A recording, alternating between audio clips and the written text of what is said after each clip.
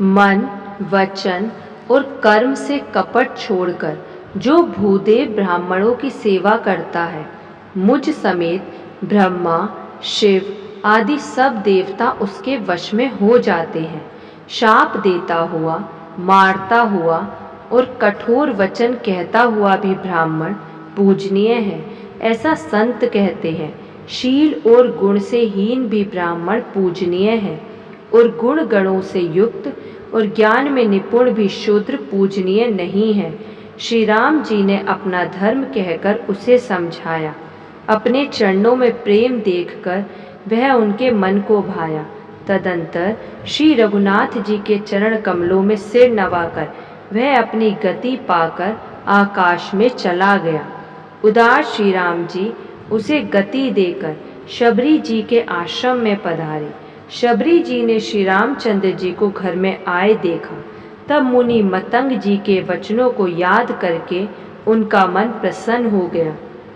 कमल सदृश नेत्र और विशाल भुजा वाले, सिर पर जटाओं का मुकुट और हृदय पर वनमाला धारण किए हुए सुंदर सांवले और गोरे दोनों भाइयों के चरणों में शबरी जी लिपट पड़ी। वे प्रेम में मगन हो गई। मुख से वचन नहीं निकलता, बार बार चरण कमलों में सिर नवा रही हैं। फिर उन्होंने जल लेकर आदर पूर्वक दोनों भाइयों के चरण धोए और फिर उन्हें सुंदर आसनों पर बैठाया। उन्होंने अत्यंत रसीले और स्वादिष्ट कंद, मूल और फल लाकर श्री राम जी को दिए। प्रभु ने बार बार प्रशंसा करके उन्हें प्रेम सहित खाया। फिर वे हाथ जोड़कर आगे खड़ी हो गई। प्रभु को देखकर उनका प्रेम अत्यंत बढ़ गया। उन्होंने कहा, मैं किस प्रकार आपकी स्तुति करूं? मैं नीच जाति की और अत्यंत मूढ़ बुद्धि हूँ, जो अधम से भी अधम है। स्त्रियां उनमें भी अत्यंत अधम है, और उनमें भी हे पापनाशन मैं मंद बुद्धि हूँ। श्री रघुनाथ जी ने कहा, हे भामिनी, मेरी बात सुन। मैं तो केवल एक भक्ति ही का संबंध मानता हूँ। जाति, पाति, कुल, धर्म, बड़ाई, धन, बल, कुटुंब, गुण और चतुरता, इन सबके होने पर भी भक्ति से रहित मनुष्य कैसा लगता है, जैसे जलहीन बादल दिखाई पड़ता है। मैं तुझसे अब अपनी नवधा भक्ति कहता हूँ, तू सावधान होकर सुन और मन में धारण कर।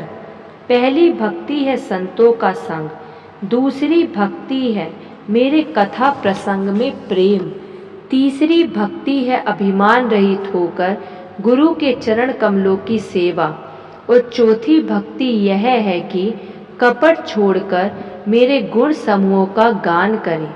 मेरे राम नाम मंत्र का जाप और मुझ में दृढ़ विश्वास, यह पांचवी भक्ति है और वेदों में प्रसिद्ध है। छठी भक्ति है इंद्रियों का निग्रह, शील, अच्छा स्वभाव या चरित्र, बहुत कार्यों से वैराग्य और निरंतर संत पुरुषों के आचरण में लगे रहना। सातवीं भक्ति है जगत भर को संभाव से मुझ में राममय देखना और संतों को मुझसे भी अधिक करके मानना। आठवीं भक्ति है जो कुछ मिल जाए उसी में संतोष करना और स्वप्न में भी पराये दोषों को ना देखना। नवीं भक्ति है सरलता और सबके साथ कपट रहित बर्ताव करना, हृदय में मेरा भरोसा रखना और किसी भी अवस्था में हर्ष और विषाद का ना होना। इन नवों में से जिनके एक भी होती है, वह स्त्री पुरुष जड़ चेतन कोई भी हो, हे भामिनी, मुझे वही अत्यंत प्रिय है। फिर तुझ में तो सभी प्रकार की भक्ति दृढ़ है, अतएव जो गति योगियों को भी दुर्लभ है, वही आज तेरे लिए सुलभ हो गई है। मेरे दर्शन का परम अनुपम फल यह है कि जीव अपने सहज स्वरूप को प्राप्त हो जाता है। हे भामिनी, अब यदि तू गजगामिनी जानकी की कुछ खबर जानती हो तो बता। शबरी ने कहा, हे रघुनाथ जी, आप पंपा नामक सरोवर पर जाइए, वहाँ आपकी सुग्रीव से मित्रता होगी। हे देव, हे रघुवीर, वह सब हाल बतावेंगे। हे धीर बुद्धि, आप सब जानते हुए भी मुझसे पूछते हैं। बार बार प्रभु के चरणों में सिर नवाकर प्रेम सहित उसने सब कथा सुनाई। सब कथा कहकर भगवान के मुख के दर्शन कर हृदय में उनके चरण कमलों को धारण कर लिया और योगाग्नि से देह को त्याग कर वह उस दुर्लभ हरि पद में लीन हो गया जहाँ से लौटना नहीं होता। तुलसीदास जी कहते हैं कि अनेकों प्रकार के कर्म, अधर्म और बहुत से मत, ये सब शोकप्रद हैं। हे मनुष्यों, इनका त्याग कर दो और विश्वास करके श्री राम जी के चरणों में प्रेम करो। जो नीच जाति की और पापों की जन्मभूमि थी, ऐसी स्त्री को भी जिन्होंने मुक्त कर दिया। अरे महादुर्बुद्धि मन, तू ऐसे प्रभु को भूलकर सुख चाहता है। श्री रामचंद्र जी ने उस वन को भी छोड़ दिया और वे आगे चले। दोनों भाई अतुलनीय बलवान और मनुष्यों में सिंह के समान हैं। प्रभु विरही की तरह विषाद करते हुए अनेकों कथाएं और संवाद कहते हैं। हे लक्ष्मण, जरा वन की शोभा तो देखो, इसे देखकर किसका मन शुद्ध नहीं होगा। पक्षी और पशुओं के समूह सभी स्त्री सहित हैं, मानो वे मेरी निंदा कर रहे हैं। हमें देखकर हिरणों के झुंड भागने लगते हैं। तब हिरनियां उनसे कहती हैं, तुमको भय नहीं है, तुम तो साधारण हिरणों से पैदा हुए हो, अतः तुम आनंद करो। ये तो सोने का हिरण खोजने आए हैं। हाथी हाथिनियों के साथ लगा लेते हैं। वे मानो मुझे शिक्षा देते हैं कि स्त्री को कभी अकेली नहीं छोड़ना चाहिए। भली भांति चिंतन किए हुए शास्त्र को भी बार बार देखते रहना चाहिए। अच्छी तरह सेवा किए हुए भी राजा को वश में नहीं समझना चाहिए। और स्त्री को चाहे हृदय में ही क्यों न रखा जाए, परंतु युवती, स्त्री, शास्त्र और राजा किसी के वश में नहीं रहते। हे तात, इस सुंदर वसंत को तो देखो। प्रिया के बिना मुझको यह भय उत्पन्न कर रहा है। मुझे विरह से व्याकुल, बलहीन और बिल्कुल अकेला जानकर कामदेव ने वन, भोरों और पक्षियों को साथ लेकर मुझ पर धावा बोल दिया। परंतु जब उसका दूत यह देख गया कि मैं भाई के साथ हूँ, अकेला नहीं हूँ, तब उसकी बात सुनकर कामदेव ने मानो सेना को रोककर डेरा डाल दिया है। विशाल वृक्षों में लताएं उलझी हुई ऐसी मालूम होती हैं मानो नाना प्रकार के तंबू तान दिए गए हैं। केला और ताड़ सुंदर ध्वजा पताका के समान है। इन्हें देखकर वही नहीं मोहित होता जिसका मन धीर है। अनेकों वृक्ष नाना प्रकार से फूले हुए हैं, मानो अलग अलग वर्दी धारण किए हुए बहुत से तीरंदाज हो। कहीं कहीं सुंदर वृक्ष शोभा दे रहे हैं, मानो योद्धा लोग अलग अलग होकर छावनी डाले हों। कोयले कूज रही हैं, वही मानो मतवाले हाथी चिंगाड़ रहे हैं।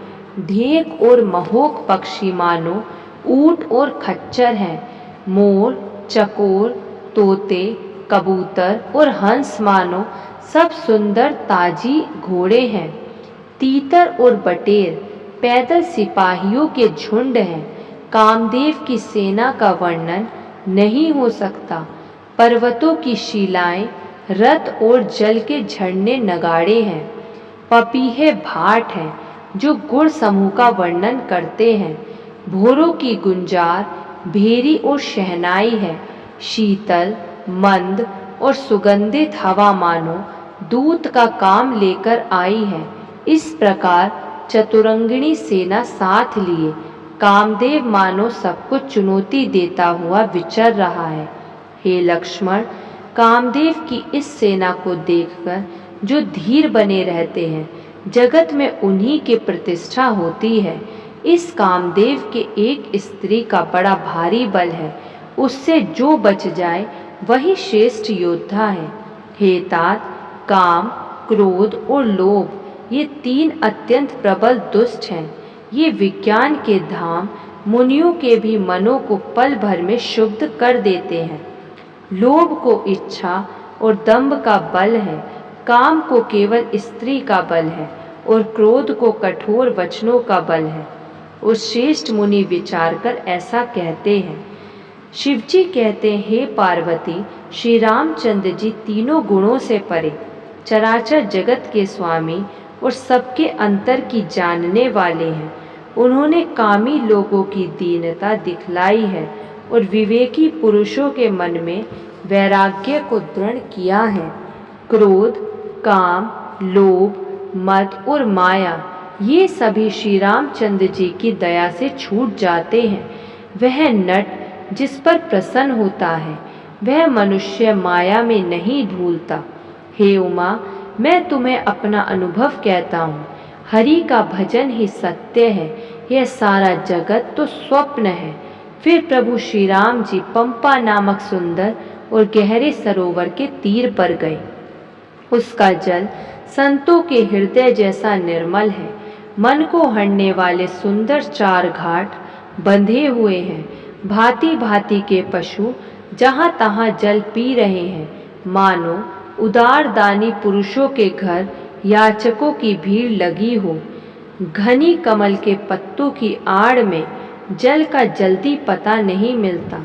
जैसे माया से ढके रहने के कारण निर्गुण वृक्ष नहीं दिखता। उस सरोवर के अत्यंत अथाह जल में सब मछलियाँ सदा एक रस सुखी रहती हैं। जैसे धर्मशील पुरुषों के सब दिन सुखपूर्वक बीतते हैं। उसमें रंग बिरंगे कमल खिले हुए हैं। बहुत से भोरे मधुर स्वर से गुंजार कर रहे हैं। जल के मुर्गे और राजहंस बोल रहे हैं, मानो प्रभु को देखकर उनकी प्रशंसा कर रहे हों। चक्रवाक, बगुले आदि पक्षियों का समुदाय देखते ही बनता है, उनका वर्णन नहीं किया जा सकता। सुंदर पक्षियों की बोली बड़ी सुहावनी लगती है, मानो रास्ते में जाते हुए पथिक को बुलाए लेती हो। उस झील पंपा सरोवर के समीप मुनियों ने आश्रम बना रखे हैं। उसके चारों ओर वन के सुंदर वृक्ष हैं, चंपा, मोलसिरी, कदम्ब, तमाल, पाटल, कटहल, धाक और आम आदि बहुत प्रकार के वृक्ष नए नए पत्तों और सुगंधित पुष्पों से युक्त हैं। भोरों के समूह गुंजार कर रहे हैं। स्वभाव से ही शीतल, मंद, सुगंधित एवं मन को हरने वाली हवा सदा बहती रहती है। कोयलें कुहू कुहू का शब्द कर रही हैं। उनकी रसीली बोली सुनकर मुनियों का भी ध्यान टूट जाता है। फलों के बोझ से झुककर सारे वृक्ष पृथ्वी के पास आ लगे हैं। जैसे परोपकारी पुरुष बड़ी संपत्ति पाकर झुक जाते हैं। श्री राम जी ने अत्यंत सुंदर तालाब देखकर स्नान किया और परम सुख पाया। एक सुंदर उत्तम वृक्ष की छाया देखकर श्री रघुनाथ जी छोटे भाई लक्ष्मण जी सहित बैठ गए। फिर वहाँ सब देवता और मुनि आए और स्तुति करके अपने अपने धाम को चले गए। कृपालु श्री राम जी परम प्रसन्न बैठे हुए छोटे भाई लक्ष्मण जी से रसीली कथाएं कह रहे हैं। भगवान को विरह युक्त देखकर नारद जी के मन में विशेष रूप से सोच हुआ। मेरे ही शाप को स्वीकार करके श्री राम जी नाना प्रकार के दुखों का भार सह रहे हैं। ऐसे भक्त वत्सल प्रभु को जाकर देखूं, फिर ऐसा अवसर ना बनावेगा। यह विचार कर नारद जी हाथ में वीणा लिए वहां गए जहां प्रभु सुखपूर्वक बैठे हुए थे। वे कोमल वाणी से प्रेम के साथ बहुत प्रकार से बखान बखान कर रामचरित का गान कर रहे थे। दंडवत करते देखकर श्री रामचंद्र जी ने नारद जी को उठा लिया और बहुत देर तक हृदय से लगाए रखा। फिर स्वागत पूछकर पास बिठा लिया। लक्ष्मण जी ने आदर के साथ उनके चरण धोए। बहुत प्रकार से विनती करके और प्रभु को मन में प्रसन्न जानकर तब नारद जी कमल के समान हाथों को जोड़कर वचन बोले, हे स्वभाव से ही उदार श्री रघुनाथ जी, सुनिए। आप सुंदर अगम और सुगम वर के देने वाले हैं। हे स्वामी, मैं एक वर मांगता हूँ, वह मुझे दीजिए। यद्यपि आप अंतर्यामी होने के नाते सब जानते ही हैं। श्री राम जी ने कहा, हे मुनि, तुम मेरा स्वभाव जानते ही हो। क्या मैं अपने भक्तों से कभी कुछ छिपाव करता हूँ? मुझे ऐसी कौन सी वस्तु प्रिय लगती है जिसे हे मुनि श्रेष्ठ तुम नहीं मांग सकते। मुझे भक्त के लिए कुछ भी अदे नहीं है, ऐसा विश्वास भूलकर भी मत छोड़ो। तब नारद जी हर्षित होकर बोले, मैं ऐसा वर मांगता हूँ, यह दृष्टता करता हूँ। यद्यपि प्रभु के अनेकों नाम हैं और वेद कहते हैं कि वे सब एक से एक बढ़कर हैं, तो भी हे नाथ, राम नाम सब नामों से बढ़कर हो और पाप रूपी पक्षियों के समूह के लिए वह वधिक के समान हो। आपकी भक्ति पूर्णिमा की रात्रि है, उसमें राम नाम यही पूर्ण चंद्रमा होकर और अन्य सब नाम तारागण होकर भक्तों के हृदय रूपी निर्मल आकाश में निवास करे। कृपा सागर श्री रघुनाथ जी ने मुनि से एवमस्तु कहा। तब नारद जी ने मन में हर्षित होकर प्रभु के चरणों में मस्तक नवाया। श्री रघुनाथ जी को अत्यंत प्रसन्न जानकर नारद जी फिर कोमल वाणी बोले, हे राम जी, हे रघुनाथ जी, सुनिए। जब आपने अपनी माया को प्रेरित करके मुझे मोहित किया था, तब मैं विवाह करना चाहता था। हे प्रभु, आपने मुझे किस कारण विवाह नहीं करने दिया? प्रभु बोले, हे मुनि सुनो, मैं तुम्हें हर्ष के साथ कहता हूँ कि जो समस्त आशा भरोसा छोड़कर केवल मुझको ही भजते हैं, मैं सदा उनकी वैसी ही रखवाली करता हूँ जैसे माता बालक की रक्षा करती है। और छोटा बच्चा जब दौड़कर आग और सांप को पकड़ने जाता है तो वहाँ माता उसे अपने हाथों अलग करके बचा लेती है। सयाना हो जाने पर उस पुत्र पर माता प्रेम तो करती है, परंतु पिछली बात नहीं रहती, अर्थात मात्र परायण शिशु की तरह फिर उसको बचाने की चिंता नहीं करती, क्योंकि वह माता पर निर्भर ना कर अपनी रक्षा आप करने लगता है। ज्ञानी मेरे सयाने पुत्र के समान है और तुम्हारे जैसा अपने बल का मान ना करने वाला सेवक मेरे शिशु पुत्र के समान है।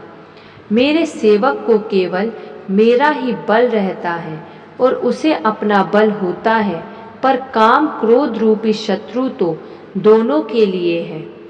भक्त के शत्रुओं को मारने की जिम्मेवारी मुझ पर रहती है, क्योंकि वह मेरे परायण होकर मेरा ही बल मानता है, परंतु अपने बल को मानने वाले ज्ञानी के शत्रु को नाश करने की जिम्मेवारी मुझ पर नहीं है। ऐसा विचार कर पंडित जन, बुद्धिमान लोग मुझको ही भजते हैं। वे ज्ञान प्राप्त होने पर भी भक्ति को नहीं छोड़ते।